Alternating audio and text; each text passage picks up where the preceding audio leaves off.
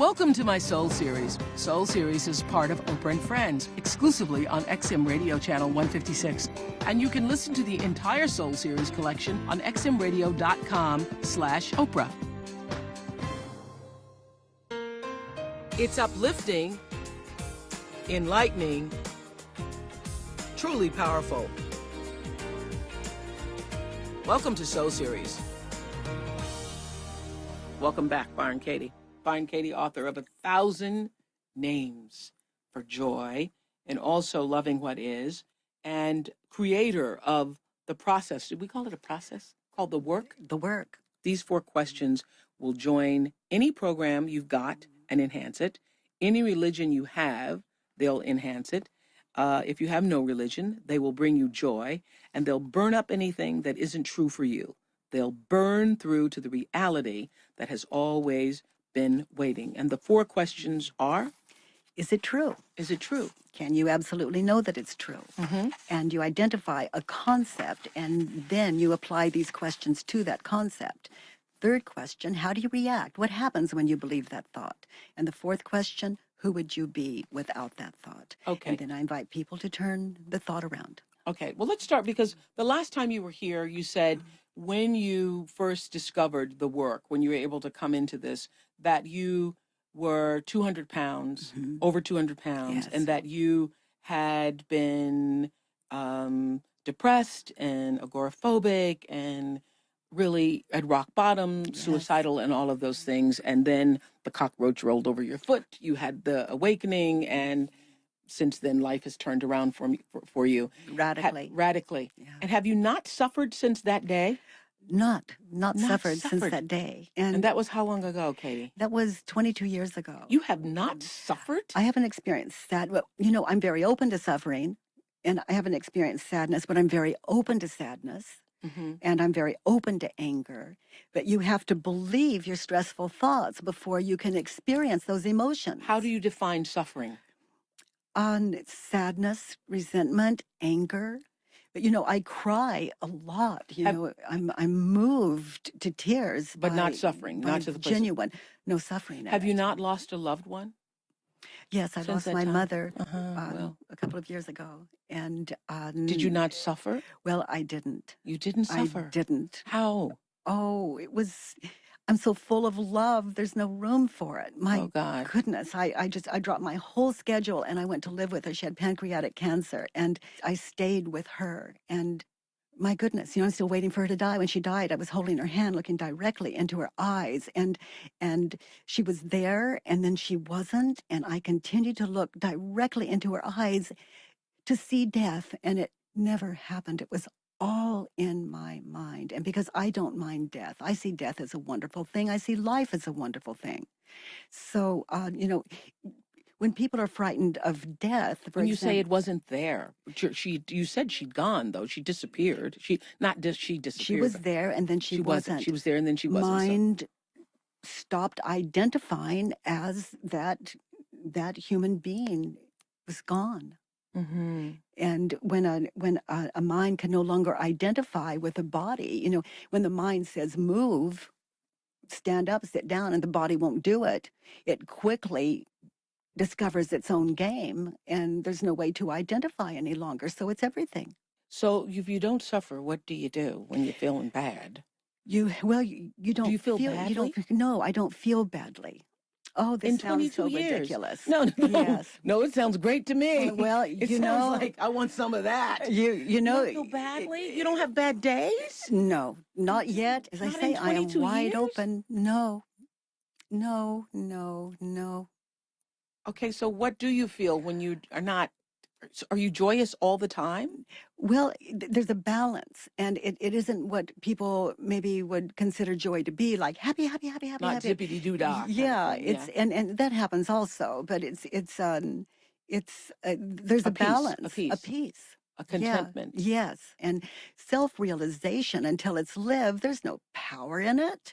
It has to be lived, love lived, and And there isn't anything more powerful than that. Well, I love what you're saying, that the main reason you don't suffer ever is because I don't believe my stressful thoughts. I don't believe the thoughts that used to stress me out. For example, on back to my mother when she died, like the work is 4 questions and a turnaround. After a person has questioned what they have believed, their stressful thoughts that they have believed, then for example, they might think first, oh, my mother died, my mother died, my mother died. But you question what you believe, and it's, oh, my mother died. And it's a celebration. Okay, and you feel so again. connected. Say that again. My mother died, I'm so sad. Turned around, my mother died. I am so happy for her. I'm so happy for me. Why would I be happy if my mother died? Well, let's look at that. If your mother has pancreatic cancer, why is she better off? Or the baby that dies, that we say they haven't lived out their life. Of course they've lived out their life. That was their life. From here to there, that was their life. It wasn't too late or too early. But I wanted it to be longer. And you lose.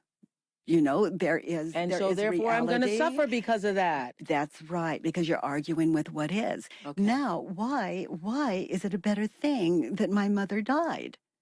She no longer suffers. I don't have to watch her suffer. But I wanted her to be here with me. Well, there you have it. You know, it's a totally selfish thing. It's like, don't die. It doesn't matter. I'm more comfortable when you live. That is so egoic. And that is what you mean by loving what is, or being able to accept what is. Yes, no matter what happens. Okay. You know, I was blind, so blind. I had an eye disease, a Fuchs dystrophy, very painful disease.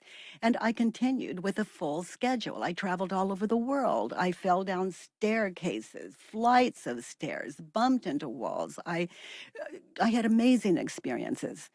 But and now I've got 2 cornea transplants. They said that couldn't happen, but my husband, Stephen Mitchell, he's a most amazing man. Right. He Googled until he found a way, and I was like the 40th cornea guinea pig. Person, yeah, and oh my goodness, and people say, have you rejected the transplants? And I said, I'm never going to reject the transplants. They can reject me. I'm certainly not going to reject them, but they have a right to reject me.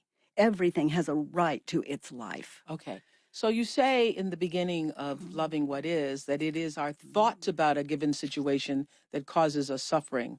When we label the situation. The thoughts we're believing. The thoughts that we're believing about the situation, and that it is our resistance to whatever the moment is. Now, I actually was reading your book and was reading your book on a Thursday night, and then had to do something all day Friday. And that evening, Friday evening, I started to get really, really, really sick. I mean, all of a sudden my body ached, my bone, I was sore, achy inside myself. So much so I didn't even think I was going to make it home and, make it to bed. And there was only my dogs at the house with me and security. I remember in the middle of the night being too tired to wake up to even, I was like groggy and wanted to ask security to bring some water, but too tired to reach for the phone to even say, bring some water. So I was really sick. And suddenly I had the thought, after reading your book, I'm going to stop resisting being sick. I'm going to let it, because I'm trying not to be sick. I'm in the middle of sick, like, oh, I can't believe how sick I am. I was so sick, I was sick. I suddenly had the thought or feeling that I'm going to release my resistance to being sick. I'm going to embrace it. I said, I'm going to embrace it. Makes me want to cry thinking about it. I said, I'm going to embrace it and see what happens. I fell asleep and I woke up miraculously cured. It is amazing to love what is. See, that's a description. And I wouldn't have thought I would have been is. able to get out of bed in the next 3 days. I was thinking, how am I going to get to work? How am I going to fly back across country? How am I have goosebumps. You stopped arguing with reality. I stopped fighting it. It's a magical world. And then if you get still and you go back and you look at how your body really was, and you look back, was that pain? Was it really pain, or was it something else? In I don't know what it was. I now don't know what it was. Yeah, absolutely. Exactly. Yeah, it's like what we are calling sadness or sadness. I invite people to question that. Is it sadness or is it love? And to get really still. Are those feelings sadness or are they love, like when a loved one dies? And to get really honest about it. Maybe it's love. Maybe it's not sadness. Well, I am going to cry because I lost my dog Sophie, and she'd been with me for 13 years, every day, every day, every day, everywhere. And I was sitting alone this weekend, just thinking about her, and I passed a picture of her on the wall, and I had that feeling. I mean, is this trying to be in touch with what am I really feeling? What am I really feeling? Yes. I miss her physical body because she slept on the bed every night. But what I'm really feeling is a deep, deep love for her. A deep love for her. A deep love for her. And wondering if I was I able. This is the same thing I know everybody feels when they lose a loved one, and I would say Sophie is the closest. I was going to say closest person, closest entity that I've lost. As an adult, and so I question whether or not, I did everything for this little dog. She's had chemotherapy and 2 surgeries, and she was getting another shunt for her neck, for her kidneys, and so forth. So I did everything for her. Now I question, was I fully present for her? Yeah. It's like, were you doing everything for her? I did everything for her. Was it for you? Yeah. Was it more for you than Sophie? And these are just interesting things to look at. Yeah. But, as you discuss Sophie, I can see her, and I don't even know what kind of dog she was, and I think I do, but yeah. But as we think of her, don't you see her? I see her, and I never met her. Don't you see her? So she died. Is it true? I mean, they don't die. And every time this visit, they come to our mind, so it becomes to your mind. She hits your mind, and then love happens. Right. And we name it sadness. But all of those years, 13 years being with Sophie, are there. And like you did with your sickness, if you allow it, she never leaves. And that kind of love, I'd like to say, no one can leave me. They don't have that power. It's here. It's here in your mind, and it hits your heart. Right. Correct. All right, so let's see how this works let's see how the work works for an issue that has been troubling me for as long as I can remember. Actually, I can remember how long it's been troubling me, my weight. You said that you were, because when I was reading this, I was thinking, oh, well, you need to write a book for how this works for weight. I thought I had beat the weight game. I thought it was over for me and that I had it under control.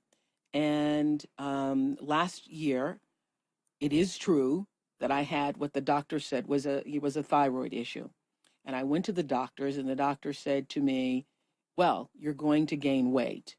You must learn to embrace hunger because you're going to gain weight. I couldn't believe this was happening to me, who's had a, quote, weight issue my whole life. And now I will go to the doctor who says, you have an issue now that's actually going to make you gain weight. What I now think is I didn't have to gain weight, but what I did was I believed the doctor. Yes. I believed the doctor, so I stopped working out as much. I believed the doctor, so I just sort of started cause and effect. You believe, and then the effect happens. Right. Okay, so in terms of the work, I am sick of the struggle with weight. I'm sick of it. I believe that is true. Okay, so you're sick of weight being an issue in your life. Can you absolutely know that it's true that you're sick of it? You say you are, and can you absolutely know that it's true that you're sick of it? Okay? Yes. So what happens to you when you think the thought, I'm sick of the struggle in my life? What happens to me? I get frustrated. I have to. I get. I'm thinking about what I should eat or I shouldn't eat. What I ate yesterday. What I shouldn't have eaten yesterday. What I'm going to eat tomorrow. 3 weeks from now, I have something coming up with the party at Maya Angelou's. Will I eat there? Will I drink there? Will I have no champagne? Will I eliminate champagne? Yeah, that's what I think. Yeah. So, what do you think about your body, Oprah? What do I think of it? Yeah. What do you think of it? How do you see it? It's stress-wise. Stressful thought wise. I wish it were a size 10 and not a size 14. Okay. So you think your body is too large? Yes. Okay. So is it true your body is too large? True for whom? For you. Is it true for me? For you, because that's all you're ever going to have to deal with. That's right, because it's just my business. And there are people who weigh less than you do who think they're obese. Yeah. There are people who weigh a lot more than you do. Is it true for me that I think that my body is too large? Yeah, it is. Okay. So your body is too large. Mm-hmm. Can you absolutely know that it's true your body is too large? For me. Well, for my mind it is. For my mind it is. Your body's too large. Can you absolutely know that that's true? Well, I can't absolutely know that it's true because obviously it's serving a purpose. So I invite you to commit to a yes or a no, because the work stops working the moment you stop answering the questions. What happens is the mind wants you to defend what you're believing. It wants to justify what you're believing, and the work, when you answer the questions, is cut through it. So commit to a yes or a no. A yes or a no. Uh-huh. Too large for me is the question. Can you absolutely know that your body is too large? No. Oh, you're amazing. You know, the reason why I know it can't be, I can't be absolutely true that my body is too large, because it is. It is, and it's working for me, and functioning. Yeah, so I can't know that it absolutely is true. And not only that, when would I like it to be different? Yes, but that's not the question you asked. No, and that is different. It's like, who needs God when I have my opinion? Mm-hmm. I know my body's too large, and it is arguing with reality, and this is a little strange for now. Let's move to the third one. How do you react? What happens to your life when you believe this thought? Such a huge question. Yeah. And you answer for millions and millions and millions and millions and millions of people going through this. I feel frustrated. I feel, anxiety. I get not, anxious, not depressed, because I feel not good about myself. I feel like I should be doing better. And your mind shows you images. It compares you to a size 10 or a size 8, and then you watch other people and you compare your body. That's how the mind works. Right. When you believe the thought, my body's too large. I'm so sick of it. And you become sick of it. And then also, how do we react when we believe the thought our bodies are too large? We actually we eat more. We become like, this is hopeless. You know why we eat more? Because you want to feel better about the fact that your body We're at war with the innocent. Yes. I'm talking to Byron Katie here, a woman who truly, truly loves what is, author of Loving What Is, and she's doing the work with me here, literally. So we see how we react when we believe the thought, and we even become bitter. And some of us do become depressed. And who would you be? The fourth question, who would you be without the thought? My body is too large. I'd be so joyful. Yeah. I'd be able to go through my closet and get dressed in the morning without thinking about what's going to fit instead of, Yeah, I'd just move through life. I wouldn't have this as an issue. I could let this go. And isn't that the very thing you want? And I could give so much more energy to so many other things. And isn't that what you think you're going to have when you're at the size 10 or the size 8? I mean, I say skip all of that and have it from here, right now. How am I going to do that if I believe my body's too large? Oh, that's okay. So we're not there yet. So just to notice that with the thought, a lot of stress. Without the thought, what if I let go of that thought? I would be so much happier. Okay. Now, I'm not asking you to let go of the thought. You're not. I'm not even asking you to change it. I'm not asking anything, just your answers. So what we've learned from you is with the thought, stress, and everything else that we discussed. Right. Without the thought, happiness. Right. Joy. Your mind not on the body. Right. Okay. So with the thought, stress. Without the thought, no stress. So how can the body be the problem? My body is not the problem. It's what I think about it is the Okay, problem. so let's go back to an example. Give me an example of the turnaround. My body is not too large. My body is not too large because it functions for me and allows me to be able to get up and move through life every day and speak to the world from a sacred space. My body is not too large. It's not too large to be yours. It's too large to be hers. It's not large enough to be his or hers. This is right here, right now. It is the perfect weight, the perfect size to be you. It doesn't mean that you're not going to be thinner next week. I only have one thing to deal with. What am I going to put in my mouth right here, right now? That's it. Not forever, just in this moment. And then I notice I eat what I eat or I don't. And I'm just noticing. Yeah, being more conscious. And until then, I am the perfect size to be me. Somebody's got to be you, Oprah. No one else could do it. You're the one, and this is what it takes, but only right here, right now. When you learn to do the inquiry of the work, which are the 4 questions, is it true? Is it really true? The third one I forgot. How do you react? What happens to your life, your entire life, when you believe that thought? And the fourth one? Who would you be without that thought? And then you turn it around. If you apply that to everything in your life. Then you wake up. You wake up to reality. You wake up, this is about the end of suffering. Oprah, if heaven were the most marvelous, marvelous place, everyone wants to go to heaven, or people that do and believe in it. If you died and went to heaven where everything was perfect, there was no suffering, there was no sorrow, there was no misery. If you died and went to heaven and you took what you're believing to heaven with you, where would you be? On earth. On earth. So I woke up and I discovered heaven. I'm in heaven, and I am inviting everyone to it. And I can't take you there. But people who answer these 4 questions and turn around and sit and get very still can take them there. The 4 if their mind is in open loving to what it. is. Byron Katie, it's been a joy having you here. I mean, really. All right. My body is fine the way it is. In this moment. Right now. Argue with it, and you miss the beauty. Miss the beauty of you, and that certainly isn't like you. Thank you.